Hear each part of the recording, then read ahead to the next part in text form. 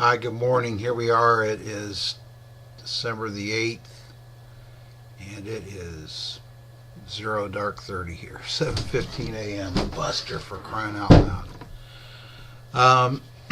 I got to thinking while I was at work of doing this video. Will you stop? And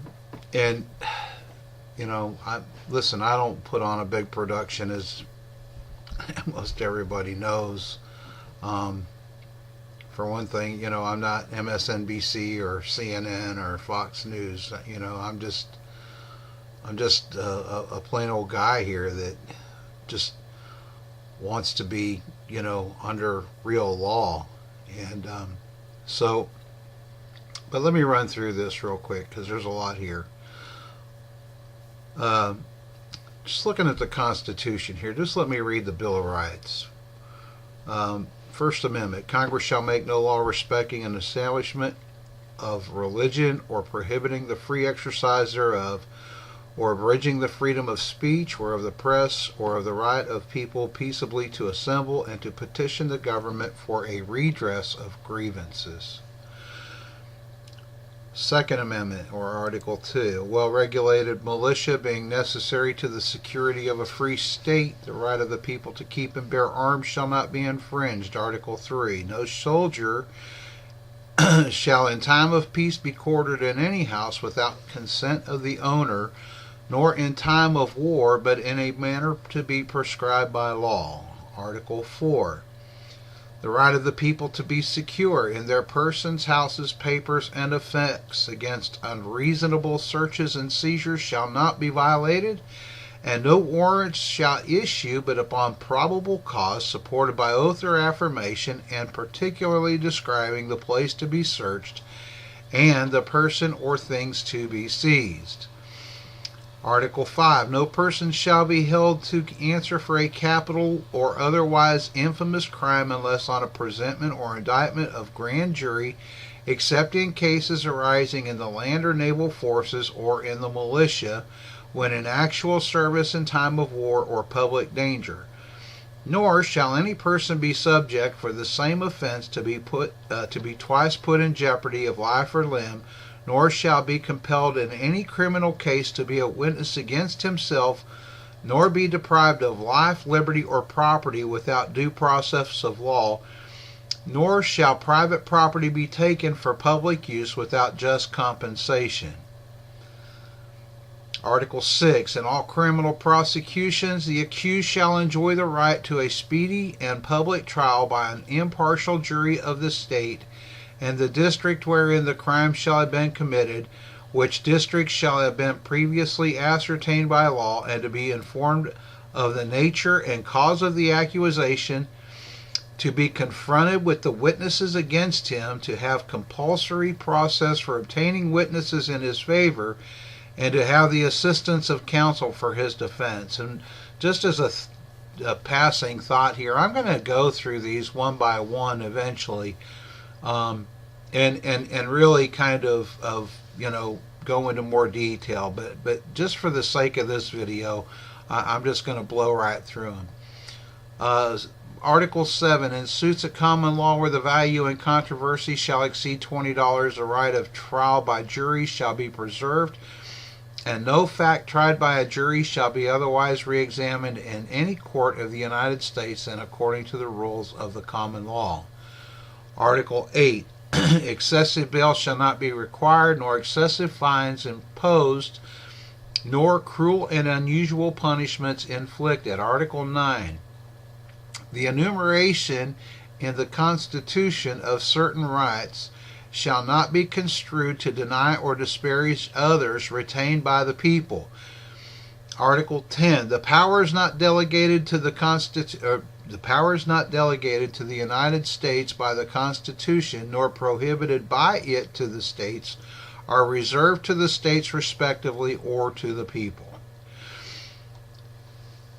Now, here's the question, and I have several. First of all, which one of these rights is more important than the other? How do we prioritize? Well, this right has a greater bearing or is more important than another right. And see, this is where opinions kind of start coming in, and it's very, very dangerous to start saying, well, this right is more important than that right. And we have to be very, very careful in this, because we have to recognize that all of these rights are natural rights granted by God. And so therefore, because they're all rights, okay, can't we say that they're all the same? Because when we start trying to put a value on rights, and that's where I'm going with this. now we're going to wind up in trouble, because my next question is this: which one of these rights, if we're going to put a priority on these rights, which of these rights are you willing to concede over the other one? Which one of these rights are you willing to say, you know what, I'll give up that particular right to protect the other rights? You see where I'm going with this, guys? Think about this logically. When you start saying, you know what, I'll give up this little right over here. Well, okay, now let's just kind of go through this. Which right are you willing to give up? The right of free speech? So that means that if you give up that right of free speech, you say something the government doesn't like, you go to prison. Okay? How about the right of worshiping the way you want to worship? So that if you want to worship in a certain way, you can't do that anymore. How about the right to peaceably assemble? How about this? How about the Fourth Amendment, the right to be secure in your person, house, paper, effects against unreasonable searches and seizures? You willing to give up that right? Say, hey, I don't care if they just come in my house and take everything that I have without a warrant, without probable cause, and treat me like dirt. Are you willing to give up that right? How about the Second Amendment, which actually protects you from them just doing that? Are you willing to give up that right? But let me give one more example here, because I think this one's a really good one. How about the Eighth Amendment? The right not to endure cruel and unusual punishment. You willing to give up that right so that if the government just wants to flog you or to put you in a dungeon, that's okay now? Let me ask you this. Okay, so you're not willing to actually give up the right. Which of these rights are you willing to pay to keep? In other words, let's say, you know what? You want the right to be protected in your property, the Fourth Amendment. So you have to purchase a government permit, okay, and go through a class to ensure that your Fourth Amendment right is protected. All right. And there is and you have to get a background check, okay, which includes fingerprints and them climbing up your butt with a microscope to see whether you're I don't know. How about the one that I just used, cruel and unusual punishment? Listen, if you don't want to be subjected to cruel and unusual punishment, you need to purchase from the government a license or a permit stating that they can't treat you in a cruel or unusual way. You see where I'm going with this, guys? Well, why do we have to buy a permit to carry a gun? Why do we have to buy a license, okay, to carry a gun? That's what it is. Why do we have to buy? Hey, listen, these rights, you look at the Ninth Amendment, it says the enumeration, in other words, the number in the Constitution of certain rights shall not be construed to deny or disparage others. Others what? Other rights retained by who? The people. We're talking about natural law rights here. We are talking about the right to sustain yourself.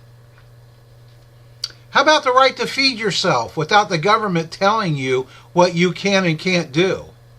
I.e., go catch a fish without purchasing a license. I.e., going and killing a deer without purchasing a license. See, guys, this is, our rights have been just totally trampled on here.